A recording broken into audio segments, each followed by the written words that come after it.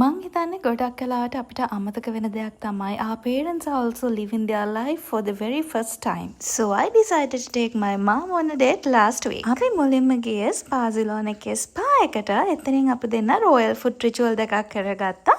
It's so worth the price guys. මම ඇත්තටම ස්පාසිලෝන ස්පා එකට ගියේ first time and I totally love the experience. මේ තියෙන්නේ මසාජ් කිරුණට පස්සේ අපිට හම්බෙන herbal tea එකයි අච්චාරු එකයි. අපේ අම්මත් ඉතින් ආසාවෙන් ඒක රස කර කර කෑවා. ඉතින් මේක foot ritual එකක් වුණාට මේකට head massage එකකුත් include වෙලා තිබ්බා. ඔයාලට පේනවා ඇති මම දැනගෙන හිටියේ නෑ ඇත්තටම head massage එකක් තියෙනවා කියලා.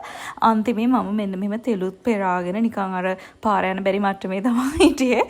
But it was totally worth it. සාමාන්‍යයෙන් අපේ සල්ලි වේදම් කරන්න කැමතිම නැහැ බලෙන් අපි දෙයක් කරන් දුන්නොත් තමයි. ඉතින් අදත් මං යාට බලෙන් මරන් දුන්නා මෙන්න මේ ස්පාසිලෝන එකේ බකුසියෝල් සීරම් එක. By the way ළමයි this is not a ස්පාසිලෝන ad හරිද මම මේ අතරම ගියපු ඩේට් එකක් ඔයාලට vlog කරලා පෙන්නන්න. ඊට පස්සේ මට මගේ බර්ත්ඩේ එකට ඇඳුමක් හොයන්න හිතාගෙන අපි zigzag එකට ගියා. ඒකේ ඇඳුමක් තිබ්බේ නැහැ කියන්නේ මගේ සයිස් එක ඔක්කොම sold out වෙලා. ඉතින් ඊට පස්සේ එහෙමම ටක් ගාලා ආයෙ ටුක් එකක් දාගෙන අපි ගියා.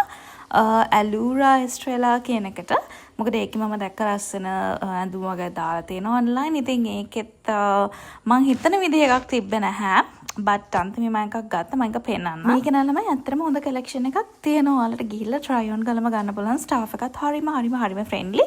මෙන්න මේක මම try කරා. මම එක ගත්තේ නෑ. ඒක මං චුටක් open කියන්නේ cleavage එක පේනකොට මං ඉච්ච රස නැහැ. ඊට පස්සේ මේක ගත්තා.